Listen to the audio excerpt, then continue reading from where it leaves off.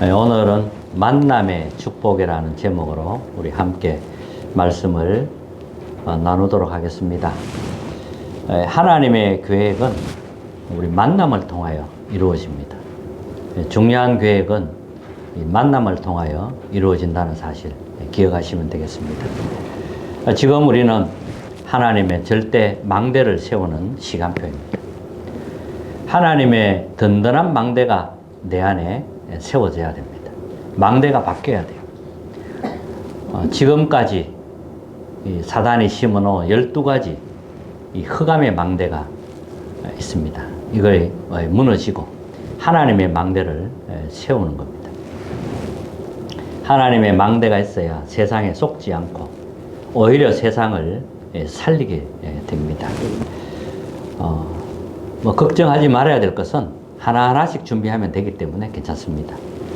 흑암의 망대를 무너뜨려야 하나님 망대 세울 수 있다는 것. 아마 현실이 조금 답답할 수 있을 겁니다. 나는 현실 문제 때문에 좀 답답하다 이런 분도 있고요. 또 환경과 모든 것이 난 어렵다 이런 분도 있습니다. 또 한계에 묶여서 나는 아무것도 할 수 없다 이런 분 아마 있지요. 그 생각 속에 있으면 안 됩니다. 그게 맞지만 그 생각 속에 있으면 안 되죠. 오직을 발견할 수 있는 기회로 삼아야 됩니다. 성경의 렘넌트 7명은 사방이 막혔지만 흔들리지 않았습니다. 전부 그걸 활용했다는 사실 여러분 기억하시기 바랍니다. 하나님은 밑바닥부터 준비하기를 원합니다. 아주 밑바닥부터. 우리가 건물을 지으려고 해도 밑바닥부터 준비하는 겁니다. 기초를 단단히 해야 돼요. 건물을 높게 올리려면 또 그만큼 땅도 파야 됩니다. 거기에 또 집안이 약하면 집안을 튼튼하게 또 하기 위해서 기초를 박아야 됩니다. 자, 이런 작업이 있거든요. 근데 요 밑바닥의 작업은 우리가 잘 못 봅니다. 보이는 게 아니니까요. 주로 이제 우리는 건물만 보고 이제 판단을 하는 거죠. 그러나 우리는 밑바닥을 아주 이렇게 정확하게 준비를 해야 됩니다. 고통을 주시는 것은 많은 사람을 살릴 힘을 키우라는 겁니다. 사람이 다 죽어가는데 그 사람을 살릴 수 있는 힘이 없으면 안 되죠. 그 힘을 키우라는 겁니다. 우리가 일을 하고 무슨 모든 것들이 사람 살릴 수 있는 복음으로 사람을 살릴 수 있는 그런 게 돼야 됩니다. 그게 목적입니다. 사람 살릴 수 없으면 안 되죠. 이렇게 해서 이제 세계복음화로 가는 거거든요. 300%를 준비한다는 거는 사람을 살릴 수 있어야 되는 거예요. 내가 준비되고 다른 사람 살릴 수 있어야 되는 겁니다. 그리고 미래까지 내다보고 그렇게 이제 해야만 300%가 되는 겁니다. 그래서 망대 여정 이정표 세운다는 것은 이게 300%를 말합니다. 300%. 현장은 사탄이 12가지 전략을 심어 놨습니다. 이것으로 각인뿔이 체질이 되어 있어요. 나밖에 모르도록 딱 각인되어 있습니다. 그래서 네피림에 잡히게 되고 많이 노력하지만 그게 전부 바벨탑입니다. 이렇게 해서 다른 뿌리가 이제 쫙 내리게 됩니다. 이렇게 운명 6가지 체질이 이제 우리 삶으로 나타나는 거죠. 이제 영적인 문제가 옵니다. 우상 문제, 정신 문제, 육신 문제, 후대 문제, 미래 문제 이런 문제들 6가지가 또 체질로 막 나타나는 겁니다. 이렇게 해서 이제 흑암의 망대가 세워지게 됩니다. 현장은 표시 없지만 영적인 문제가 가득한 곳입니다. 재앙이 임하는 곳이 현장입니다. 그대로 12가지에 당하고 있습니다. 자, 이 현장을 살리라고 하나님 우리를 부르신 겁니다. 나부터 살려야 돼요. 나부터 살려야 되고 나부터 흑암에서 해방돼야 됩니다. 나부터 영적 상태를 바꿔야 됩니다. 나의 과거부터 살려야 됩니다. 왜냐하면 과거에 그대로 묶여 있기 때문에 과거에서부터 완전히 해방돼야 됩니다. 나의 과거를 살려야 됩니다. 과거는 발판입니다. 복음을 위한 발판입니다. 거기에 빠지면 죽는 것입니다. 그리고 우리의 눈은 복음의 눈이라 해야 됩니다. 완전 복음의 눈이라 해야 됩니다. 율법의 눈으로는 나도 죽이고 남도 죽입니다. 율법의 눈으로는 살릴 수가 없어요. 다른 사람이 문제가 아닙니다. 내가 살면 가정도 살게 됩니다. 내가 살면 다른 사람도 살리게 됩니다. 자녀들이 말을 안 듣는다. 멋대로 한다. 내가 살면 되는 겁니다. 내 뜻대로 안 돼요. 또 자녀 뜻대로도 안 돼요. 하나님의 뜻대로 되는 겁니다. 결국은 하나님의 뜻대로 된다는 거예요. 문제가 오면 답을 봐야 되는데 문제에 빠집니다. 그러면 같이 고통 당하는 거지요. 다른 사람이 우리를 봤을 때 참 평안을 느껴야 됩니다. 자, 복음의 사람이구나. 평안이 있구나. 이렇게 느껴져야 됩니다. 이 정도로 우리가 준비돼야 되고 망대가 서야 됩니다. 그래서 이거 하라고 이제 하나님이 어떨 때는 고난으로 몰아가기도 하고 또 어떨 때는 고통으로 몰아가기도 하는 겁니다. 그리고 우리는 영적 사실 보는 눈이 열려야 됩니다. 눈이 열려야 돼요. 세상은 의식주 위주로 살아갑니다. 우리도 육신 중심으로 살아왔었습니다. 이제는 영적 사실 보는 눈이 열려져야 됩니다. 영적 사실 보는 눈이 열려야만 문제가 올 때 답을 찾아내게 됩니다. 혹 갈등이 오면 내가 갱신할 걸 그때 찾게 됩니다. 위기가 오면 기회가 보이는 겁니다. 그래서 우리의 영적 사실 보는 눈을 키워야 되는 겁니다. 여러분들 기도의 사람 되시기 바랍니다. 자, 첫 번째는 바울이 그리스도를 만나기 전의 모습과 배경입니다. 바울은 길르기아 다소 출신입니다. 그 당시 이제 3대 문학 도시가 있는데 그게 알렉산드리아, 아테네, 그리고 바울이 태어난 길르기아 다소입니다. 바울은 여기서 태어났어요. 그리고 당대 최고의 지도자 가말리엘 밑에서 교육을 받은 겁니다. 이게 바울의 배경이었습니다. 바울의 신분은 로마 시민권자였습니다. 그리고 바리새인이었고 율법학자였습니다. 가말리엘의 제자였고요. 베냐민 지파. 빌립보 3장 5절 6절에 보면 이런 말씀이 있어요. 나는 8일 만에 할례를 받고 이스라엘의 족속이요 베냐민의 지파요 히브리인 중에 히브리인이요 율법으로는 바리새인이요 열심으로는 교회를 박해하고 율법에 흠이 없는 자로다. 이제 자신을 이렇게 나타냈습니다. 이런 배경을 가지고 교회를 핍박한 인물이 바울입니다. 스데반이 돌로 맞아 죽을 때 스데반이 순교했잖아요. 그때 바울이 옆에서 정인으로 서 있었습니다. 누구나 이제 그리스도 만나기 전에 모습이 있겠죠. 근데 이 바울이 예수 믿는 사람을 잡으러 가다가 다메섹에서 그리스도를 만난 겁니다. 하나님이 바울을 직접 꺾은 겁니다. 사오라 사오라 이렇게 부른 거예요.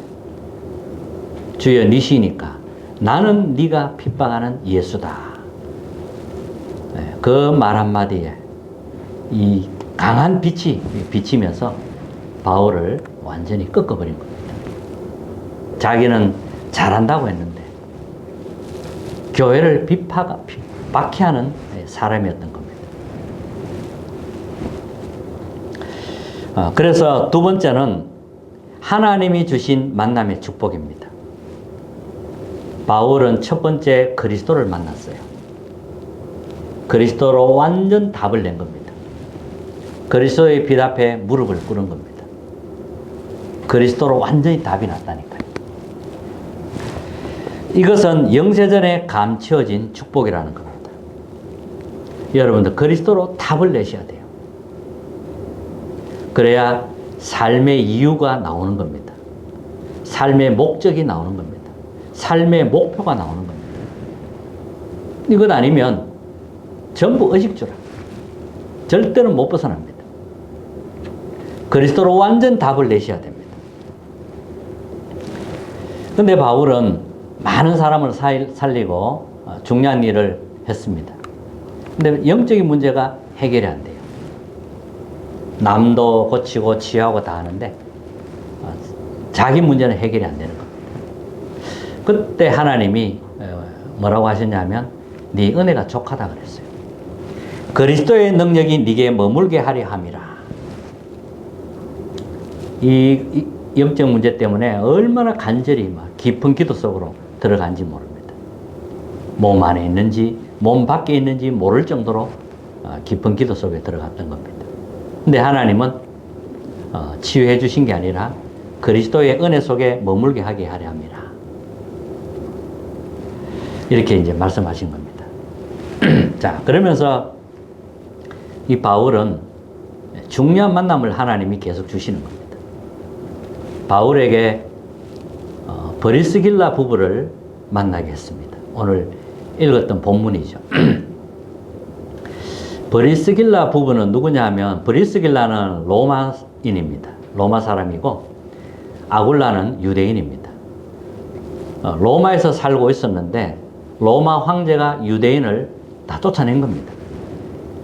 이렇게 해서 브리스길라도 로마인이지만 남편이 이제 유대인이니까 어쩔 수 없이 남편하고 같이 로마에 쫓겨나게 됩니다. 이렇게 해서 간 곳이 고린도 지역으로 가게 됩니다. 거기서 바울을 만난 겁니다. 시대적인 만남이지요. 자, 사도행전 2장 10절에 보면 초대교회가 시작되는 그 시점에 보면 사도행전 2장 10절에 보면 로마에서 온 라그네 이 말이 있거든요. 아마 브리스길라가 마가다라방에 있었던 겁니다. 갈보리 사는 약, 감남 사는 약, 마가다라방 언약 이걸 확실하게 붙잡고 누리고 체험한 사람이라는 겁니다. 자, 이렇게 해서 이제 바울과의 만남이 이루어지는 겁니다. 어떤 동기, 목적이 아닙니다. 오직 복음 때문에 만남이라는 겁니다. 이 만남을 통해서 앞으로 이제 로마 복음화까지 하는데 중요한 만남이 되는 거죠. 바울을 본격적으로 밀었던 겁니다. 하나님이 이 브리스길라 부부에게 정말 이제 재물이 되게 하셨어요. 왜냐하면 전도자를 밀고 해야 되니까. 그래서 로마서 16장 임무를 바울에게 붙인 겁니다. 왜? 로마 복음화, 세계 복음화 해야 되기 때문에. 그때 많은 인물이 나오지만 한 3가지 정도로 이렇게 분류할 수가 있습니다. 보호자 역할이 있었습니다. 바울의 보호자 그랬어요. 바울이 전도할 수 있도록 보호자라고 하신 겁니다. 보호자가 된 겁니다. 그리고 또 동역자 그랬어요. 이 브리스길라 같은 경우는 동역자죠. 목을 내놓은 걸 말합니다. 동역자라는 것은 생명을 걸어서 바울이 죽는 자리에 내가 대신 목을 내놓겠다 이렇게 나왔거든요. 이게 동역자입니다. 그리고 식주인, 모든 전도자를 살릴 만큼 식주인 역할을 한 겁니다. 이게 로마서 16장의 인물들이었습니다. 자, 이런 인물이 이제 복음 때문에 딱 뭉쳐지니까 이 복음이 제대로 증거가 되는 겁니다. 동기 때문에 삐지고 원망하고 이래가지고는 아무것도 안 돼요. 완전히 복음으로만 딱 뭉친 겁니다. 이렇게 되어져야 됩니다. 자, 세 번째, 바울 사역을 한번 보면, 사도행전 13장에 보면 바울이 성령인도 받기 위해서 금식했다 그랬어요. 하나님이 이제 바나바를 통해서 바울을 안디옥으로 데려옵니다. 바울은 이제 성령인도 받기 위해서 금식했어요. 바울은 무조건 전도하지 않습니다. 정확한 사람, 일, 장소 나올 때, 그때 이제 전도가 되어지는 거죠. 이렇게 해서 많은 이제 성령 인도에 의해서 현장으로 들어가 사람 살리게 되는 겁니다. 근데 이게 문이 막히기도 하거든요. 우리는 문이 막히면 당황하기도 하고, 낙심하기도 하고, 포기하기도 하거든요. 근데 바울은 그게 아니었습니다. 정확한 언약을 기다린 겁니다. 간절히 기도한 겁니다. 그때 하나님이 마게도냐를 보여주신 겁니다. 이렇게 해서 만난 인물이 루디아인 겁니다. 루디아와 함께 빌립보 지역을 살리고 감옥에까지 가게 된 겁니다. 거기서 이제 감옥도 살리고 간수도 살리고 이렇게 되어졌지요. 그리고 사도행전 19장에 보면 마가다락방에서 일어난 일이 바울에게도 일어났던 겁니다. 바울은 마가다락방 거기에 참여되지 않았거든요. 그런데 그 일이 에베소에 그대로 일어났던 겁니다.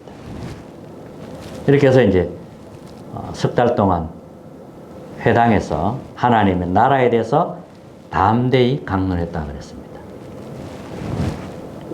바울은 성령의 인도를 정확하게 받았습니다. 성령 인도를 받아야 돼요. 우리는 아무렇게나 하면 안 돼요.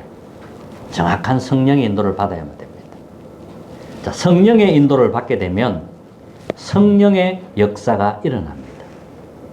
이렇게 해서 바울은 네피림 현장을 치유하는 겁니다.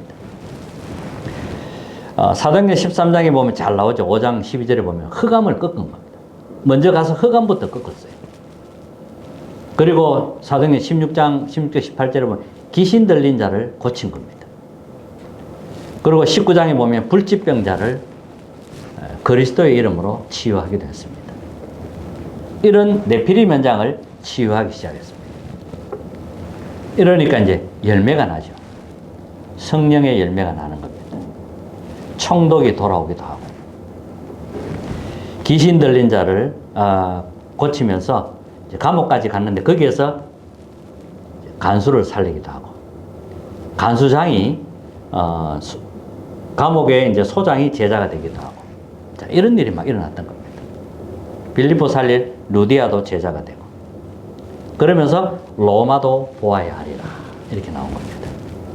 가이사 앞에 서야 하리라. 이게 바울의 사역입니다. 많은 일을 한 게 아닙니다. 정확한 성령 인도 속에서 하나님이 로마 복음화까지 하게 하신 겁니다. 여기에 이제 함께 할 로마서 16장 인물들이 한 명씩 붙은 겁니다. 자, 결론입니다. 나를 살리고 힘을 얻는 기도 속으로 들어가시기 바랍니다. 매일 집중이 일어나야 돼요. 매일 집중. 아침, 낮, 밤 집중의 시간이 있어야 됩니다. 나를 살려야 돼요. 내가 힘이 될 만큼 기도 속으로 들어가야 돼요. 그리고 매시 시간마다 이제 의식해야 돼요. 의식하지 않으면 놓치기 때문에 깊은 호흡을 해야 됩니다. 호흡 속에서 기도하는 겁니다. 우리가 호흡을 깊게 하면 호흡을 잘 못하시는 분이 있는데 아랫배, 배꼽 밑에가 단단해야 됩니다. 거기에 산소가 들어가야 되거든요. 이렇게 해서 우리가 잠깐 숨을 멈출 때 그때는 영혼, 우리의 뇌, 그 다음에 이게 그때 이제 모든 몸이 딱 하나가 됩니다.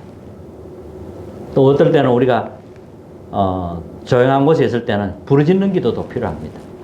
소리 내는 기도. 그때 딱 이게 우리 하나가 되고 집중이 되는 겁니다.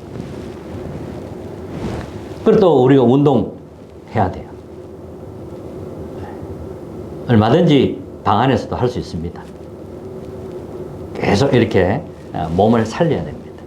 그리고 매사에 문제가 속에서 우리는 살고 있기 때문에 문제가 보일 때마다 오직을 찾는 겁니다. 유일성, 재창조 응답 받을 기회라는 걸 잊어버리면 안 돼요.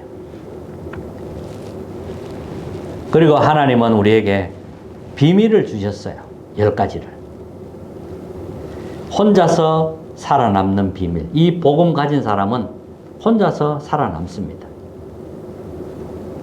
그리고 영적 사실 우리는 보는 겁니다. 영적 사실을 보는 거예요. 그리고 응답은 반대쪽에 있다는 걸 기억하시면 됩니다. 그리고 다 살리게 됩니다. 위기를 만나면 우리는 피하면 안 돼요. 피할 이유도 없어요. 위기를 선택합니다, 우리는. 그리고 경쟁자 없습니다. 우리는 재창조가 우리의 응답입니다. 하나님 우리를 서밋으로 세우십니다. 그리고 우리는 황무지 노바디로 갑니다. 그리고 우리는 절대망대 세워놓고 나오는 겁니다. 그래서 여러분들 속에 망대를 세우라는 겁니다. 그러면 현장 살릴 수 있기 때문에. 여러분이 살면 가정이 삽니다. 여러분들이 살아야 돼요. 든든한 망대가 서야 돼요. 하나님의 것이라야 돼요. 우리 것으로는 안 돼요. 가문의 것으로도 안 돼요. 바울은 뛰어난 학자요 엘리트입니다. 그것 가지고 살릴 수 없습니다. 오히려 그것 가지고 교회를 박해했다고 했습니다. 주님을 대적하고 교회를 박해한 겁니다. 그리스도 앞에 무릎을 꿇으니까 그때부터 그게 오히려 이제 쓰임을 받게 되는 겁니다. 만남의 축복. 모든 것은 하나님의 계획은 만남을 통하여 이루어지는 겁니다. 사람이 실패할 때도 만남을 잘못 가져서 실패합니다. 우리가 축복된 만남도 있지만 아주 멸망받는 만남도 있습니다.